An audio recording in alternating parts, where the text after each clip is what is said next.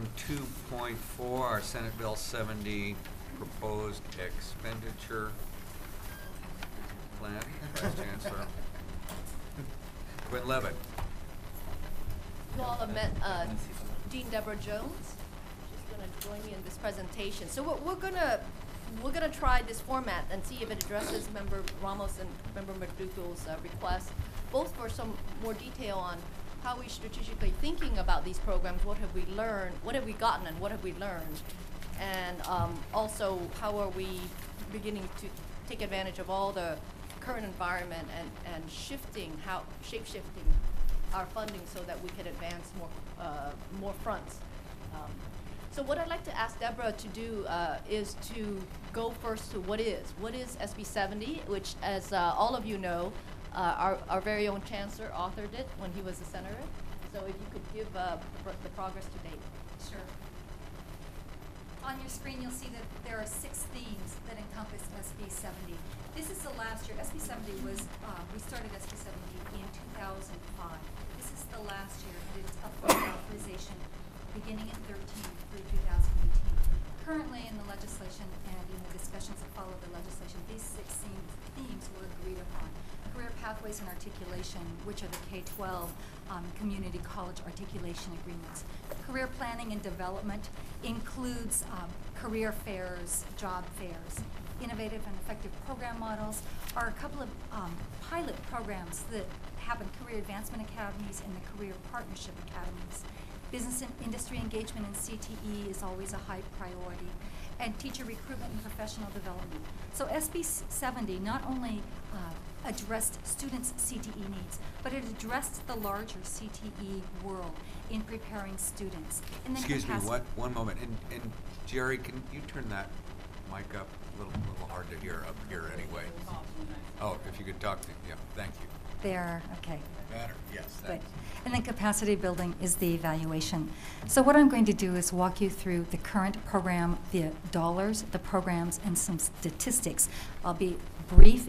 They will follow these 6 areas. So under career pathways and articulation, we have 2 different programs. One is the CTE community collaboratives. And in each of these areas, you'll see a number. The 52 is the number of programs. And then you'll see either CCCCO or CDE. SB 70 is a $48 million project. $15,360,000 goes to CDE.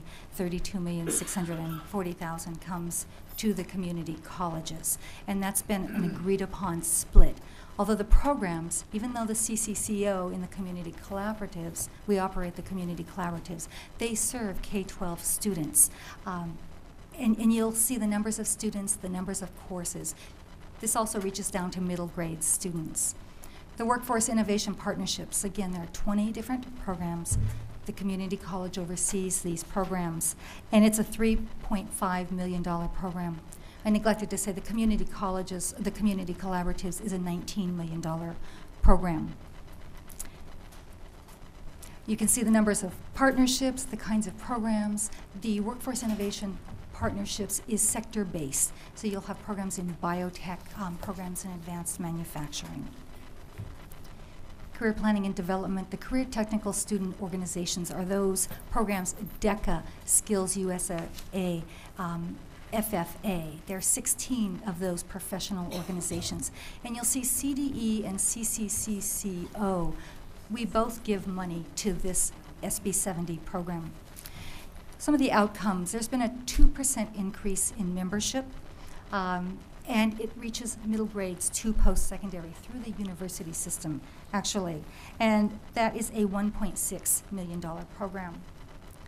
The K-12 Health Science Pathways Capacity Building, there are 38 programs or projects. They're administered by the California Department of Education. You can see the numbers of students and partnerships. And when you see partnerships, this is a kind of data. This is output data is what we call it, that we've been collecting over the last 5 years. Those partnerships include partnerships with the schools, with business and industry, the workforce investment boards, professional organizations. The Health Occupations Preparation Education Program, HOPE, is in its final year, and it's a $200,000 project. It was a contextualized basic skills medical preparation program. The last program on that slide, the Youth Entrepreneurship Partnerships Program, we call that the YEPs, the YEPs.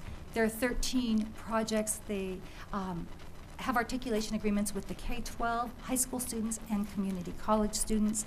There are competitions, institutes, there's some online program. They set up mentorships with the community college students to the K-12 students. The California Partnership Academies, you've heard a lot about this. It's been in the news. Obama has supported these. These are K-12 projects. There are actually 495 partnership academies in California. This project is a $9 million project, and it supports 187 of those partnership academies. You can see the numbers of students and the numbers of partnerships. The community college career advancement academies, there are 27 of those, but the $2.3 million supports 9 of those. They are contextualized basic skills, they're sector-based, they operate with cohorts, learning communities, and because they operate with cohorts, we've been able to follow these students and actually see that 86% of them complete their project. That's the outcome data, and that's the hope of SB 1070, is that we will begin to collect outcome data. The last project on that slide is the distance learning pilot, and that's also administered through CDE. It's a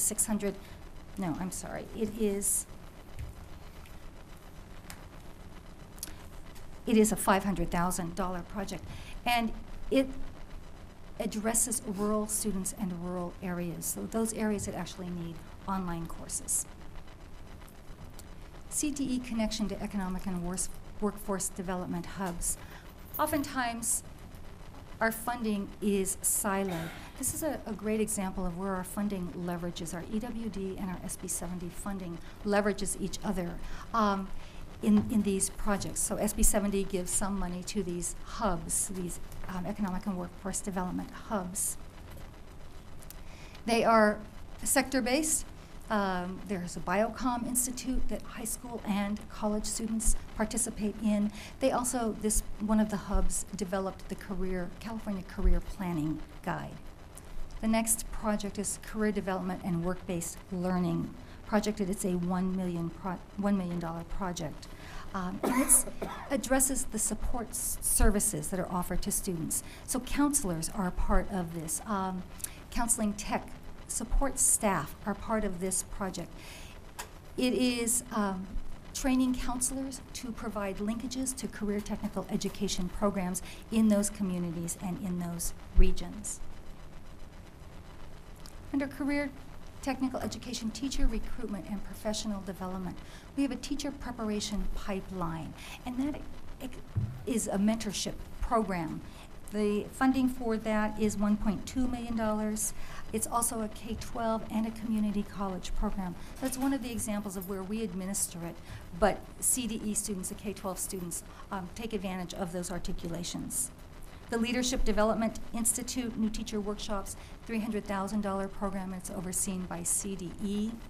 The CTE Online is also overseen by CDE. It has developed new courses in new technologies. Teachers use the CTE Online system. Some of our faculty do, although it's predominantly K-12 based. And the Statewide Career Pathways is a project. It's administered by the Academic Senate, and they developed the Who Do You Want to Be website.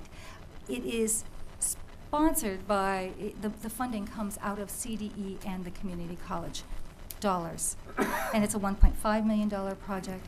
And finally, there's the A through G project. It's administered by CDE. It's a $600,000 project, and it is the articulation between the high schools and the universities. Under this project, you have heard, and we have talked about the UCCI program through the universities. That is being funded with $1 million of carryover, and that will continue through next year. Again, it's carryover from this program. The final theme was the capacity building research and evaluation, and both CDE and the community colleges put $1 million into an evaluation. This is every year the evaluators, which is West Ed through Coast Community College, put together a report that goes to the state legislature. They also have been working real closely with us on developing metrics and outcome data as opposed to output data. Warren, do you want to talk about that? So Deborah previewed with you 6 slides. So probably the thing that's you're thinking about is, so what? What does this mean? And so there's several sets of activities going on. One is we have one more year of this round of funding, and then we have to position this program for reauthorization. So in doing that, we had to also go through a process of reflection and introspection on what do we need, what's working, and what do we need to improve. So this set of programming funded a lot of R&D. And what you'll see is if you were visiting on the ground, that there's a lot of positivity and goodwill associated with each of the projects that were funded. However, what you may be asking, and is the same question we're asking, is how does it roll up, right? So in one project, there are a lot of counselors affected. Another project, a lot of students affected. Another project, teachers affected.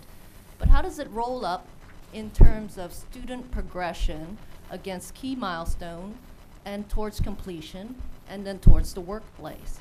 So I think this should sound very familiar to you because that is those are the policy questions that you had asked during the Student Success Task Force. So one of the areas for us that we're putting in place in this final year of SB 70 is influencing and morphing the common metrics, so that instead of the emphasis on sort of output, we want to know the outcome.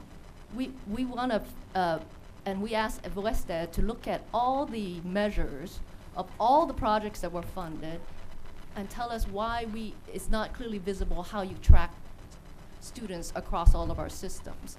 And what they identified after mapping out like 50 pages of these metrics was that we have all these islands of data among different systems. So some of the data resides in the workforce system, some of the data resides in the California Department of Education system, and some of it resides in ours. And these islands of data don't communicate to each other. So one of the emphasis moving forward is how do you have data exchange among those systems so that we can roll up the cumulative effect of how we're progressing students between these systems. We all know that we're not going to have any pot of money that is going to change out system or create a giant data warehouse, so it's more about how do you do data exchange.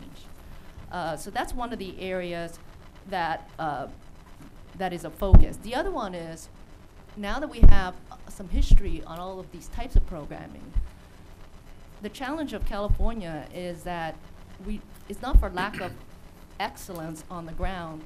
The hard part is how to scale excellence. And so one of the sets of programmings that have come forth as having good outcome data are the academies. So as we move forth into reauthorization, we want to put greater emphasis on scaling programs that have demonstrated success rather than dilute the funding by investing the way that we have in this current pot of funds. Do you want to go to that? So what have we learned? We've learned that we have a bouquet of flowers or a handful of balloons that really aren't related to each other with SB 70. We've taken some criticism and we've listened very closely, and we've put that into the redesign of SB 1070, the reauthorization of 1070. We've worked closely with Senator Steinberg's office. We have worked with the field in getting feedback about these programs. The new emphasis on SB 1070 is the partnership between the community colleges and CDE. You saw in the slides that I presented that, like Vaughn had said, we have some teacher prep programs on the CDE side, we have some on the CCCO side.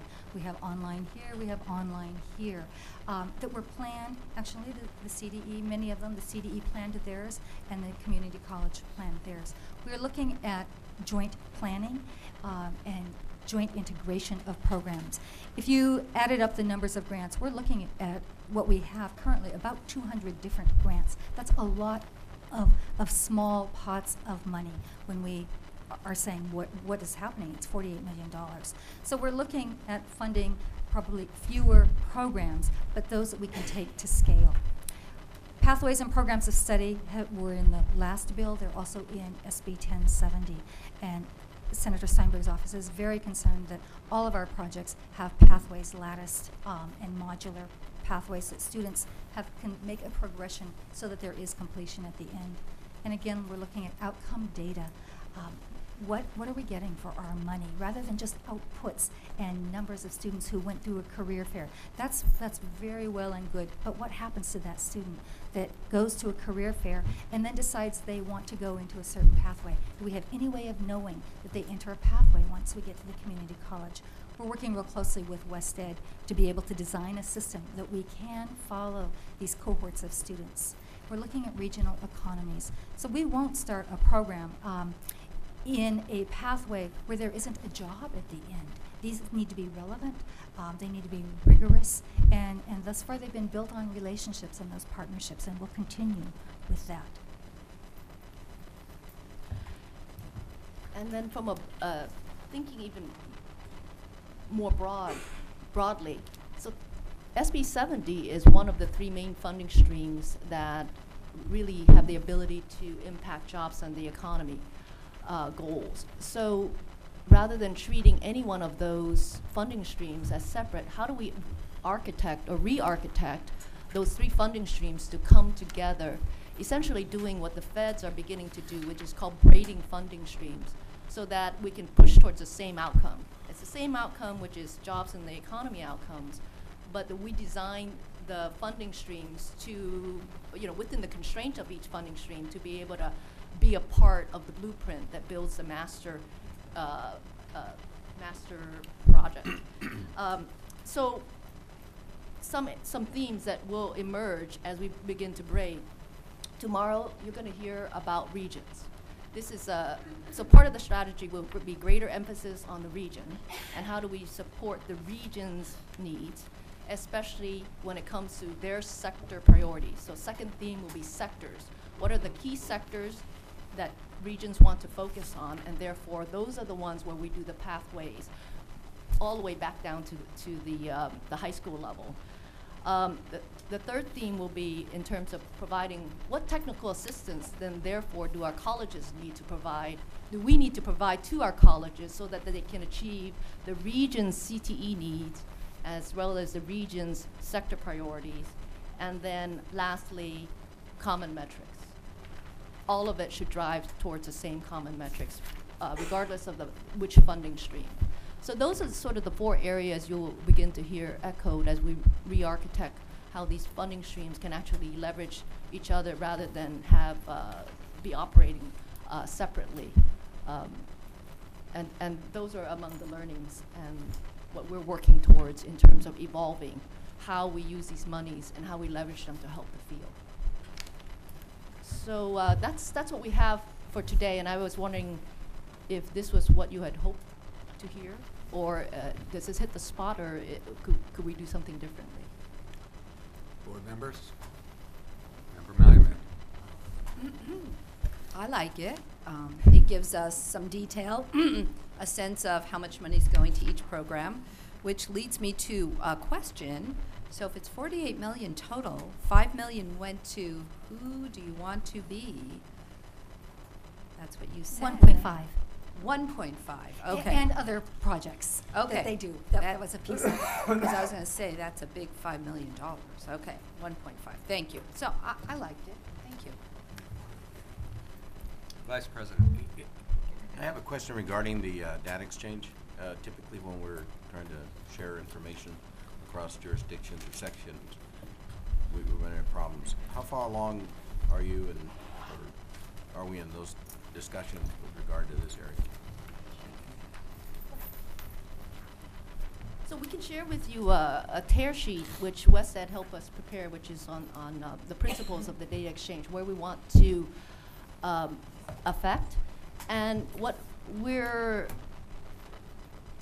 a key area that we're tackling with Vice Chancellor Perry is, for example, taking wage data and being able to map wage data to programs of study so that we can have some feedback on how effective that program was. So right now, there's a lot of discussion between ourselves and the Department of Labor to be able to contractually be able to do that. So those are the things that we can tackle, and that we're inviting all parties at the local level, the regional level, and at the state level to tackle those type of the data exchange problems so that we can make it a lot easier to track the flow of students. Well, you're having the discussion, but is it moving? Is it something that is getting some traction, or are we just talking about it? We're continuing to have that discussion. These are very difficult structural issues that we're trying to tackle. We're raising the visibility on that. And we are having the discussions with the Department of Education at the same time. They're part of these discussions. That brings up a question for me that I had written down. You mentioned going forward with SB 1070, more integration or more cooperation between community college and K-12, and to that end, it comes to mind, and I know Member Azumi was a member of this board, that we had a committee that met on career technical education that was between the State Board of Education and our board. That has been dormant for at least a couple of years now that I'm aware of. And when we last visited that issue, the message back from the State Board of Education was that we're not really prepared to meet. So since there's an obvious interest of this board in this area, I'm wondering if that can be revisited, and if so, who should do the visiting? You're correct. It needs to be revisited. There are some key opportunities. One is the reauthorization of Perkins. It came out as a blueprint, and the Department of Education and the community colleges share that. They are actually the fiscal agent for Perkins. Yeah. And SB 70 is being reauthorized. So there's important topics that need to be discussed. As far as who should do the sharing or the invitation, that's probably better answered by you. Although we Well, we I give remember member that Izumi. Pat, I know it's Pat Ainsworth over at the department which staffed that, correct? So, Right. So maybe if you could have an initial conversation with Pat as to what the status is, possibly I could call the chair of the State Board of Education once you've had that discussion, because it certainly seems to me that this board and that board ought to be collaborating and actually implement what you're putting up there. We meet regularly with Patrick Ainsworth, and Great. we meet regularly as a career technical education Perkins planning team. Well, if other board members don't mind, I'd like to direct the Chancellor or your staff to contact Pat Ainsworth and check on the status of that and how we might proceed. Member McDougall. I realize in communication that there are two components. One is the presentation that is made, and then second is the capability of a receiver to get that information and understand it. And in this case, I don't think it's necessarily the fault of the presenters, but more the fault of the receiver. But given that, let me ask, I'm just trying to break it down to the fundamentals. As I understood the presentation, when we talk about impact, which was Board Member Ramos's concern this morning, that what I understood on SB 70, that 2012 is going to be the year to look at that and gather the data for it. That's question number one. Let me just stop there for a moment and see if I understood. Did I understand that correctly, or did I not understand it at all? We've had, annually, we're required to collect data on the programs. So the question is, what we're working towards is two levels. One is, what should we be doing for the next round of SB 70 and position the SB 1070 to be as effective as possible. So therefore, what did we learn from this round of funding that we could put in there? And then for the final year, which is what we're asking your approval on, we're going to begin implementing the common metrics portion of what we're recommending for future funding. Did that make sense? Well, how about Maybe- the answer to the first part of what you stated? What did we learn, and how is that going to influence the next phase? For example, how is what we learned from SB 70 going to influence what we do in SB 1070?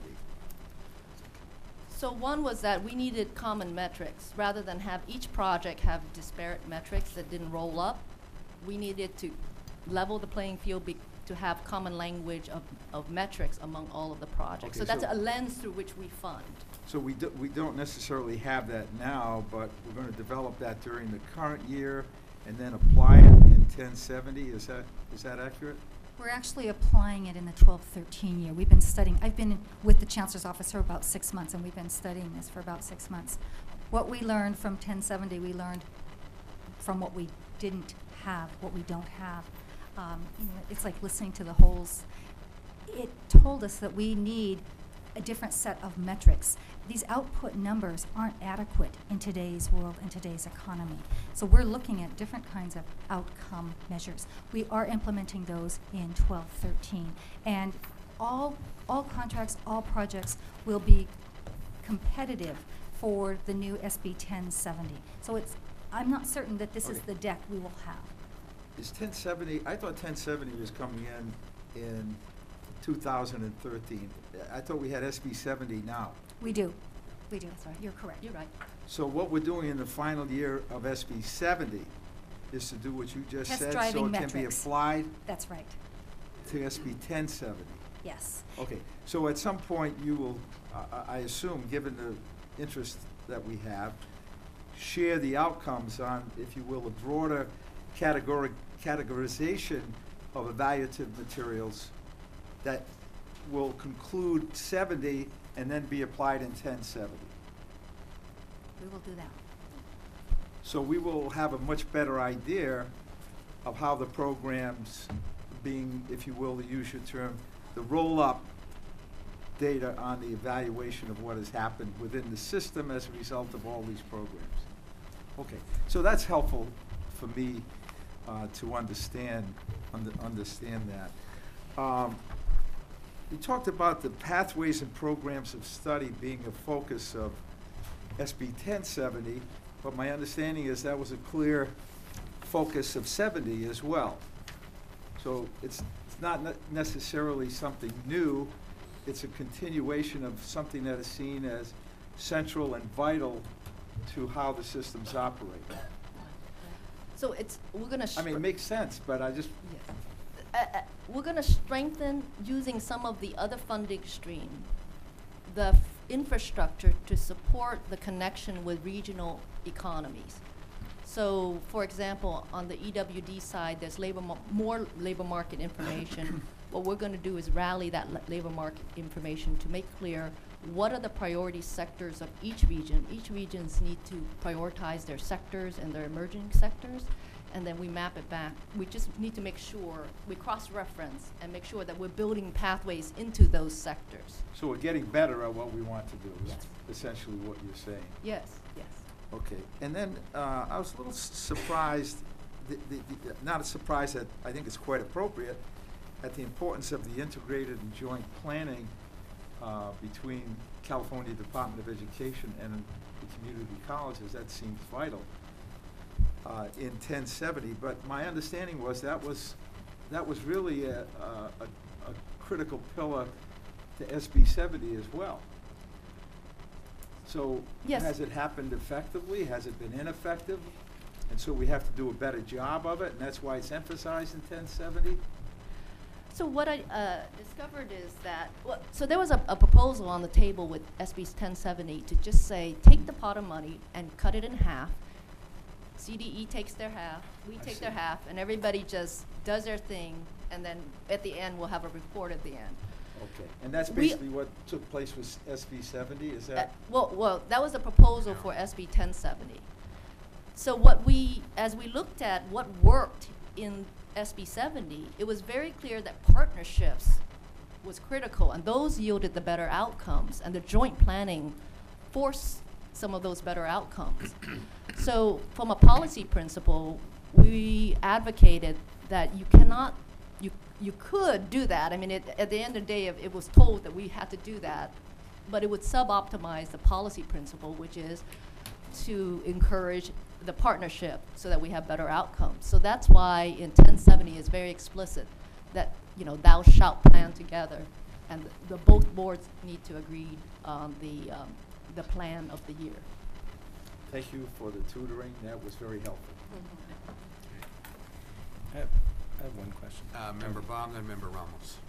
Just one quick question. What are the prospects for SB 1070 given the state and legislative environment and the budget? There are a couple things going on. Actually, Marlene, you could probably take this. The one thing that we know is that there is $48 million for one more year. So that's good. That's on the table. It's in the budget. Beyond that, Marlene, you want to talk about that?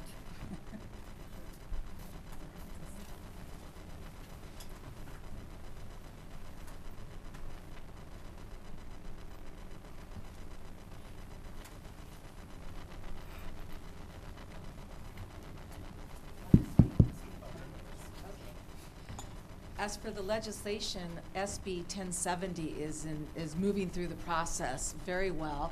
It's actually not received one no vote, so I think what that says is that there's a strong recognition of the value of this program.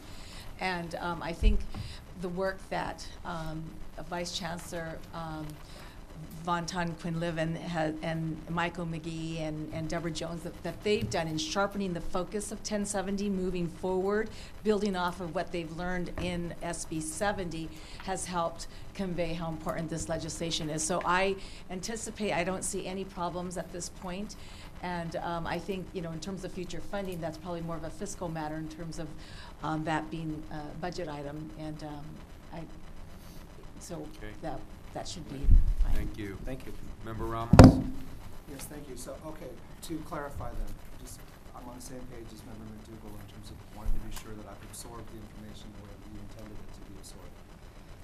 The learnings that I heard, the overriding learnings that I heard, was that we need to kind of develop more integrated investment flows and evaluation metrics across these programs that are currently disconnected, so that they can be more unified and we can make better decisions about the overall investment strategy. Correct? Second, that we need more synergy and transparency regarding our investments and the respective regional economic sectors that apply on the ground as various recipients set their priorities. Correct? Is there any other headline that I missed that you can help paraphrase? Those were the two takeaways that I particularly focused on. So is there a third or a fourth highlight that you would want the board to take away from the presentation? So regions, sectors, common metrics, and then therefore what technical assistance do they need to advance their the sector and the region strategies. Thank you. That's really helpful, and I think that's useful for all of the members of the board and the Chancellor staff. Can I add? Go ahead. The final is the commitment that we have with the Department of Education to do this together. Right. That's great. So coordination and collaboration with the Department of Ed. Okay. All right. So having clarified that, thank you. I would just say, and I'm not sure how we do this, but when I look at Appendix 1 on the plan as it's applied to the current year and the forthcoming year, I think it's all well and good, but in light of what we've said here, it seems to me that, again, from a board governance perspective, when we describe the project, I think going forward, if we're going to have more of an impacts focus and more of an ability to evaluate in retrospect what we've actually accomplished in relationship to our intentions, it would be useful to have some bulleted anticipated outcomes or more concrete statements of what the intention of this work is from an impact standpoint, so that when we make decisions to approve these allocations, we know what we're investing in, and when we go back to assess the impact, we have a very clear record of what we expected in relationship to what happened. And I don't know, you know, how it would look on the matrix here. I wouldn't expect it to be highly detailed, but I think that's a useful innovation in the way that the information is presented to the board, so that we have that intentionality about the way that we're understanding the intent or the purpose, and the ability to go back and cross-compare to what actually happened. Great. Okay? Thank you. Thanks. Member Izumi. Actually, and this is a good follow-up question to Member Ramos's comments about the expenditure plan in Appendix 1. First of all, I mean, I thought the presentation was excellent, so thank you very much for such a comprehensive explanation. I just to pick one project out of the project list, I was just wondering about the distance learning pilot. So, for example, it says that the main thing under there is the expansion of this interactive website, and so I just wondered, like, how is that website operating now? What will the expansion look like? And again, as Member Ramos pointed out, I mean, how would we know that it was doing what it's supposed to do to have impact? I can get you the information about the metrics of how many hits that website gets, who uses it. It is administered by CDE, so I can get that information for you and submit that to the board. Okay, members, seeing no further comment, Vice Chancellor, you're asking for approval of the expenditure plan, so we'll entertain a motion. I'll move it. Moved by Member Malumet, second by Member Hawkins. All those in favor? Aye. Opposed? Okay, motion carries. Thank you all for an excellent presentation. Good job. Thank you.